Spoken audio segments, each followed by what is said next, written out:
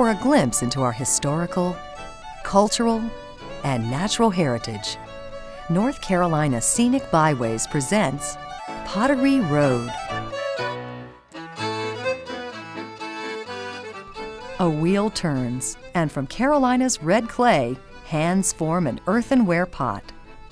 For hundreds of years, this craft has been passed down from one generation to the next. In the 1700s, 7 families from Staffordshire, the pottery center of England, settled within a 5-mile radius of each other near the northwest corner of Moore County, North Carolina.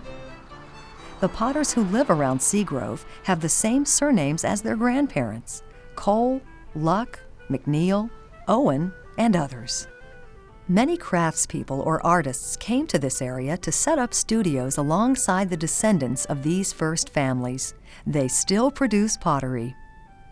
To begin our tour of Pottery Road, we start at Seagrove, one of the centers of North Carolina's pottery heritage.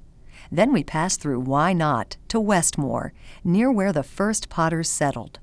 There are close to 100 potteries within the vicinity of this route. Our first stop at the North Carolina Pottery Center is the first state pottery center in the nation. On display are the different types of pottery produced by local artisans with studios in the Seagrove area. Collectors delight in the variety of wares produced with different styles and finishes. Walter and Dorothy Cole Allman were the inspiration for this museum. Recognizing the importance of the North Carolina pottery tradition and preserving it for the future was their mission. Collections of early work help us understand the unique talents of the potters that settled this area many years ago. These pieces of pottery are based on traditional forms. Others present a twist, like the face jugs, which are always popular. You can't help but smile back at a jug that has an expressive face and teeth. Even more fanciful is the contemporary work of artists that pushes the craft to new, unusual forms.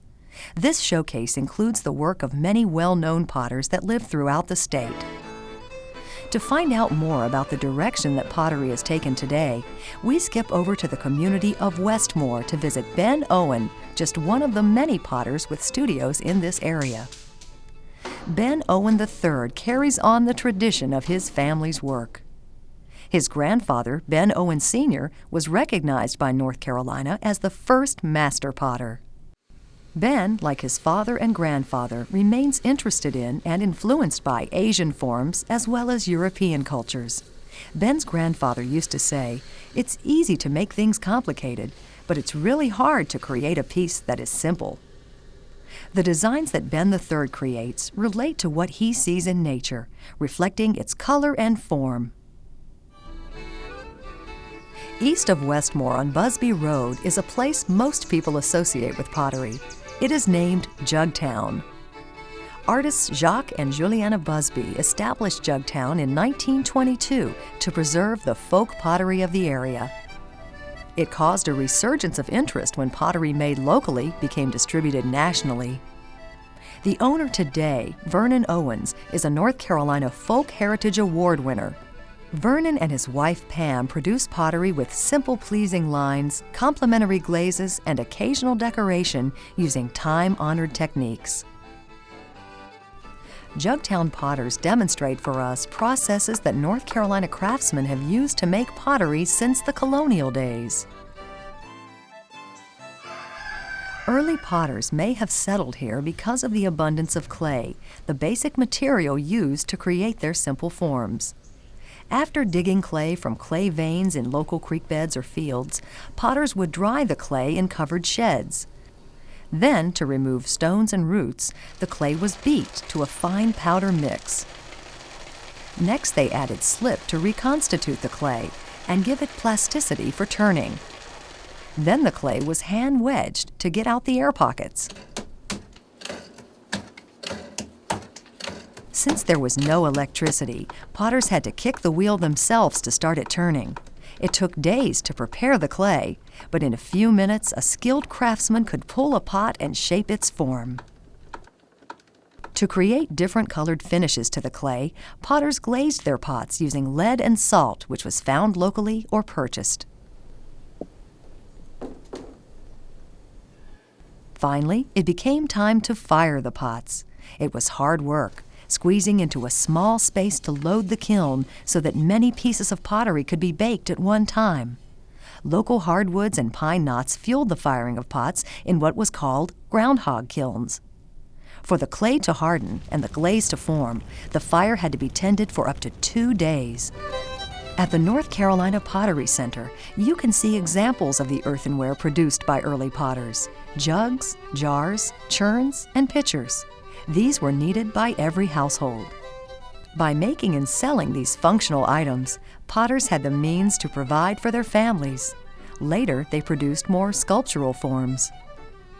During the Civil War, Carolina potters made crude pieces used by soldiers at Confederate Army camps. Clay ring jugs that look like donuts may have been used for canteens. After the Civil War, potters continued to work by supplying general stores with jugs and churns. In covered wagons packed in straw, their pots were carted off and transported along dusty roads to small markets. Wagons creaking, groaning, crashing, crocks and baskets rolling, smashing. This is riding on the plank. Although riding on the plank was rough, North Carolina's first plank road made it easier for wagons to roll to market, so various products made locally could be more widely distributed by the few railroads that already traversed the state. This model shows us how men laid down the planks, making sure it was wide enough for 2 wagons to fit side by side. This road was as wide as many roads today. Built by the sawmills, these new all-weather toll roads were an improvement over earlier transportation, but their heyday was short, spanning just a few decades in the mid-1800s. It's hard to find evidence of the plank road today because it was paved over. This historic marker tells us it once extended for 129 miles from Fayetteville to Salem. On the Pottery Road byway, located on the old plank road, is the small 1 square mile town of Robbins. Originally called Mechanics Hill, this town was first named for a mechanic and gunsmith. In 1795, a Revolutionary War soldier, Alexander Kennedy, started a gun factory near here. This factory supplied many of the guns used in the War of 1812. Look closely and you can see the name engraved on this famous gun. The natives pronounced this Kennedy, which is how it was spelled. At Mill Creek Forge, a descendant of the Kennedys shows us how the blacksmith might forge different parts of the gun. The blacksmith first works the iron while it's in the fire, thinking ahead about how he will fashion the part. He has only 15 to 20 seconds for forging time before it cools. That's where we get the expression, strike while the iron is hot. Most work is done in the first 2 or 3 blows. The piece this blacksmith is creating is the tail or tang for the breech plug. Holes for gunwork required the precision of drills. In the early 1800s, this was the drill press of the day and considered state-of-the-art. Although it was originally called Mechanics Hill, the town name changed to Robbins for the silk mill and the man who helped to sustain the town's economy.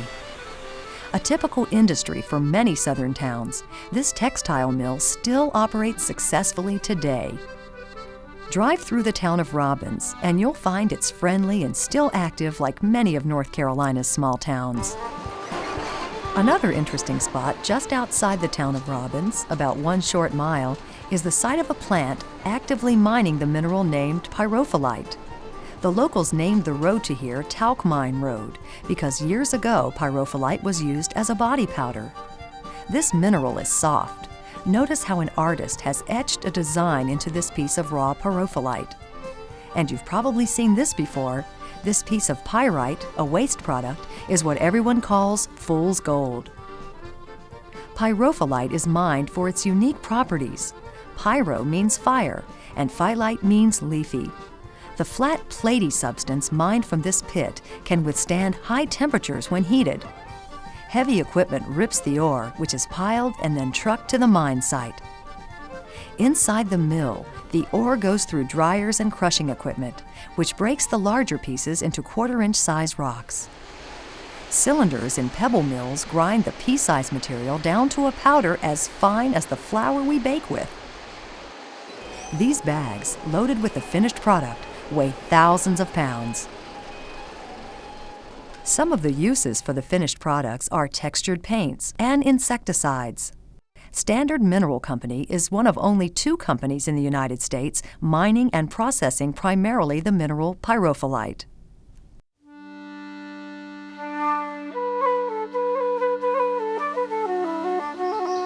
Here's to the land of the long-leaf pine, the summer land where the sun doth shine. Near one end of this byway, you find a quiet nature preserve, Weymouth Woods, where you hear the whispers of longleaf pine. What formed these flat-topped sandy ridges and broad level valleys between them? Many years ago, streams and rivers from the Piedmont deposited sediments of clay, sand, and gravel in this region. Weather and erosion gradually sculpted what you see today. When Scottish Highlanders first came to this region in the mid-1700s, they viewed a vast forest of original growth longleaf pines.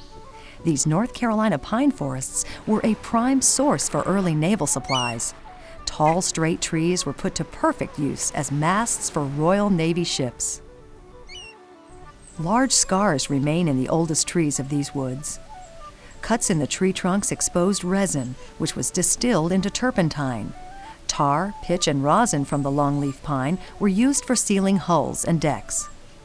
Large-scale lumbering began when the railroads arrived.